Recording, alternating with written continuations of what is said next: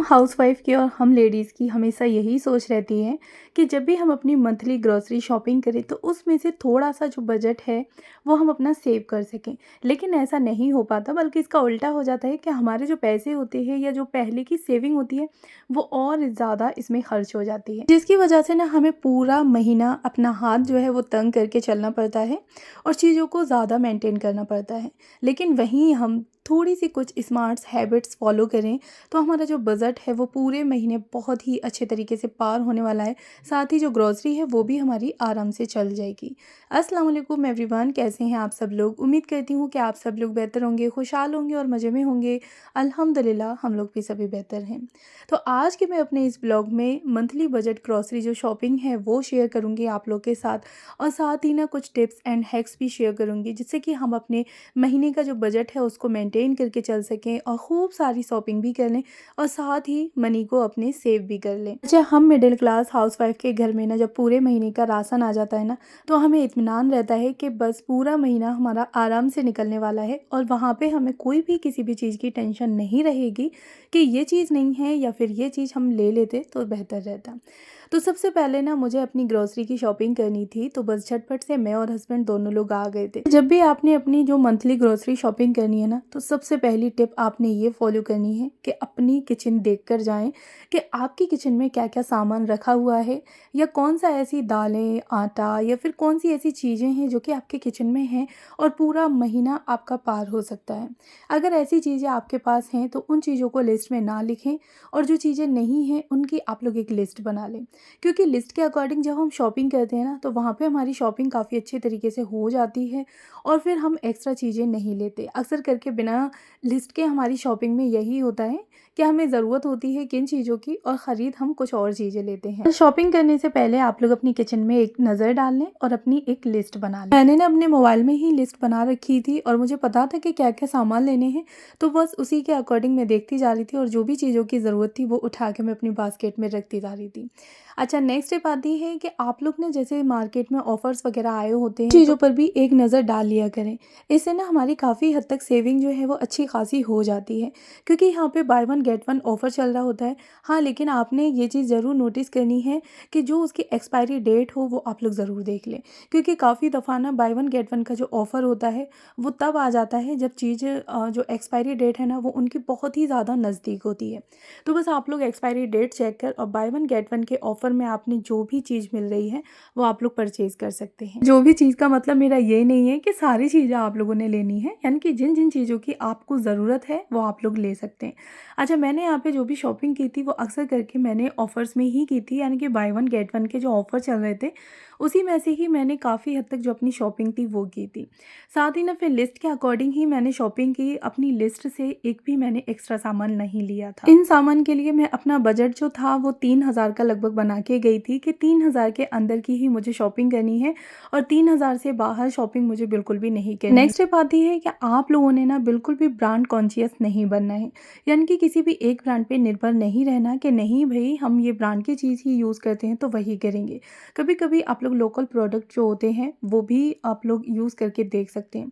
काफ़ी दफ़ा लोकल जो चीज़ें होती हैं वो बहुत ही अच्छी होती हैं, साथ ही ना अफोर्डेबल प्राइस में हमें मिल भी जाती हैं। तो मैं काफ़ी सारी जो शॉपिंग होती है वो अपने लोकल मार्केट से ही करवा लेती हूँ, और कुछ शॉपिंग अगर जैसे मेरा चक्कर लग जाता है तो फिर मैं यहाँ से मॉल वगैरह से भी ले लेती हूँ। अच्छा, मॉल से लेने में भी मेरा ये रहता है कि मैं ज़्यादातर ऑफ़र्स की चीज़ें देखती हूँ, जिससे कि मन भी हम अच्छा खासा ले लें और हमारी जो मनी सेविंग है वो भी काफ़ी हद तक हो जाए। यहाँ ना क्रॉकरी में काफ़ी आइटम बहुत बढ़िया मिल रहे थे और जिनकी ना प्राइस भी काफ़ी अफोर्डेबल थी, बट मुझे नहीं चाहिए थे, मेरे पास सारी चीज़ें रखी हुई थी, लेकिन हाँ देखा तो लेने का मन होने लगा ना। हम लेडीज़ को अपनी किचन को सजाना और उसमें अच्छी अच्छी नई नई क्रॉकरी रखना, इन सब की हमें बड़ी ही ख्वाहिश होती है कि हम अपनी किचन को और अपने घर को बहुत ही अच्छे तरीके से डेकोर करके रखें। अच्छा जी, अब नेक्स्ट स्टेप आती है कि आपने काफ़ी सारी चीज़ें जो ऐसी होती हैं जो आप लोग घर पर ही तैयार कर सकते हैं, जैसे कि गरम मसाला वगैरह बनाना, तो वो भी आप लोग घर पर ही अपना रेडी कर सकते हैं।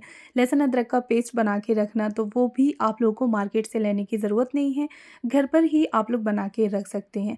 साथ ही ना चिली फ्लेक्स वगैरह हो गई, तो ये चीज़ें आप लोग घर पे बना के रख लेंगे तो इससे ना आपकी मनी सेविंग काफ़ी हद तक हो जाएगी। चीज़ें अगर हम लोग मार्केट से लेंगे ना तो वहाँ पे हमारे पैसे भी ज़्यादा जाएंगे, तो फिर बेहतर है क्यों ना हम अपने हाथ से अपने घर पर ही एकदम से फ्रेश चीज़ें जो हैं वो बना के रेडी कर लें। तो जी साथ ही साथ आपने ना यहाँ पे एक चीज़ का और ख़्याल रखना है कि कोई भी चीज़ अगर हम लोग ऑफ़र में या फिर सेल में ले रहे हैं ना, तो आपने अपनी ज़रूरत से ज़्यादा चीज़ें नहीं खरीदनी हैं।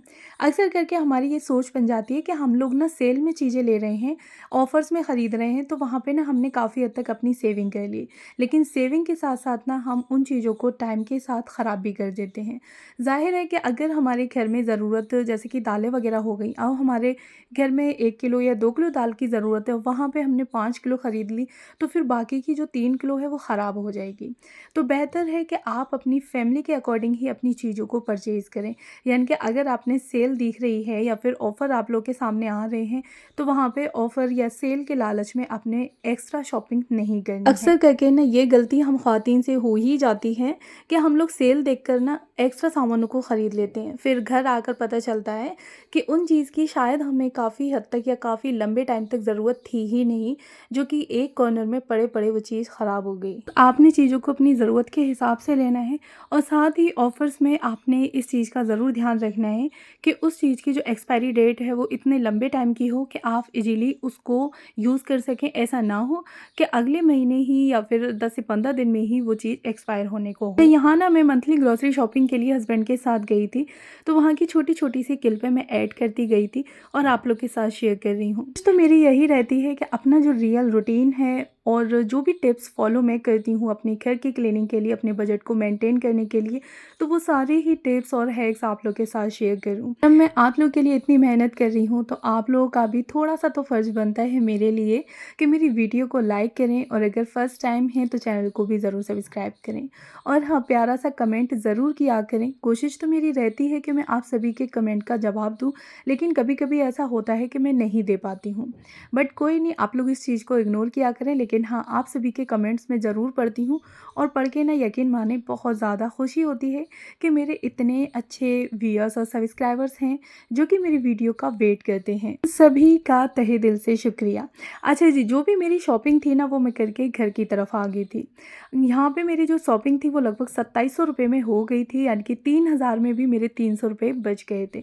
साथ ही ना फिर मुझे बेडशीट की ज़रूरत नहीं थी, लेकिन वहाँ पे जब मैंने बेडशीट देखी और अपना जो बजट देखा तो मुझे वो बेडशीट काफ़ी अच्छी लगी और अपने बजट के अकॉर्डिंग मैंने उस बेडशीट को परचेज़ कर लिया। साथ ही ना बच्चों के लिए भी 1 से 2 चीज़ें भी मैंने परचेज़ कर ली थी और जैसे कि टॉयज़ वगैरह हो गए, तो इन चीज़ों को ले लिया था मैंने। बजट अच्छा खासा मेरा हो गया था, यानी कि बजट में से भी मैंने अपनी जो सेविंग थी वो कर ली थी और जितना मैं सोच के गई थी उतने कम में ही मेरा जो शॉपिंग थी वो काफ़ी अच्छे तरीके से हो गई थी और घर की ज़रूरत की जो भी चीज़ें मुझे चाहिए थी वो सारी मैं ले आई थी। अगर आप लोग देखना चाहते हैं तो मैं नेक्स्ट वीडियो इंशाल्लाह ज़रूर आप लोग के साथ शेयर करूँगी। आप लोग मुझे कमेंट बॉक्स में बताइएगा ज़रूर। मेरी ना नॉन मॉड्यूलर किचन है जिसमें कि ज़्यादा कोई भी स्पेस नहीं है, तो मुझे अपनी किचन के अकॉर्डिंग ही जो शॉपिंग होती है वो करनी पड़ती है। ना फिर हमें अपनी जो मील प्लानिंग होती है उसका भी जो बजट है मेंटेन करके रखना पड़ता है, जिससे कि हम हर तरह के खाने पूरे महीने आराम से खा सकें और हमें भी ये ना लगे कि वही बोरियत वाले दाल सब्जी हम लोग खा रहे हैं। आपने अपने जो मील प्लानिंग का बजट है, साथ ही जो मंथली ग्रोसरी शॉपिंग है, उसको इस तरह से देखना है कि आपके फैमिली के जितने भी मेंबर्स हैं उसके अकॉर्डिंग ही आप अपनी जो शॉपिंग है वो करें। साथ ही उसी के आपने सेविंग का भी बहुत ज़्यादा ख्याल रखना है। छोटी अमाउंट ही सही, लेकिन जब हम लोग धीरे-धीरे करके जो सेविंग है वो स्टार्ट कर देते हैं, कुछ वक्त के बाद ना वो हमारी जो छोटी सी सेविंग होती है वो एक बहुत बड़ी अमाउंट बन जाती है। तो बस आपने अपनी सेविंग पर भी बहुत ज़्यादा ख्याल रखना है। यहाँ ना मैं चिकन की बिरयानी बनाने लगी थी, तो सबसे पहले मैंने ना हाफ़ केजी जो चिकन था उसको वॉश करके रख लिया था। साथ ही मुझे जितने चावल चाहिए थे तो वो चावल निकाल के मैंने 1 घंटा पहले ही भिगो के रख दिए थे। तो कढ़ाई में बस ऑयल डाला, प्याज को अच्छे से भून के निकाल लिया। साथ ही खड़े गरम मसाले ना मैंने इसमें कूट के डाले थे। कूट के डालने से ना जो मसालों का वेस्टेज है वो नहीं होता, साथ ही ना फ्लेवर भी काफ़ी अच्छे तरीके से आ जाता है। तो बस मसाले मैंने इसमें डाल दिए अच्छे तरीके से कूट के और उसके बाद चिकन डाल दिया, हरी मिर्ची वगैरह डाल दी, जो भी मुझे मसाले डालने थे। जैसे कि थोड़ी-सी मैंने यहाँ पे सौंफ भी डाली थी, क्योंकि यखनी मैंने नहीं बनाई थी चिकन की, तो इससे ना काफ़ी अच्छी एक खुशबू आ जाती है। लहसुन अदरक का पेस्ट और ये सारी चीज़ें डाल के ना पिसा हुआ गरम मसाला बढ़िया तरीके से एकदम से भून लिया। उसके बाद पानी डाल के बॉयल लगा लिया और जो भी चावल थे ना भीगे हुए उनको डाल दिया था। तो काफ़ी अच्छे तरीके से हमारी जो बिरयानी थी वो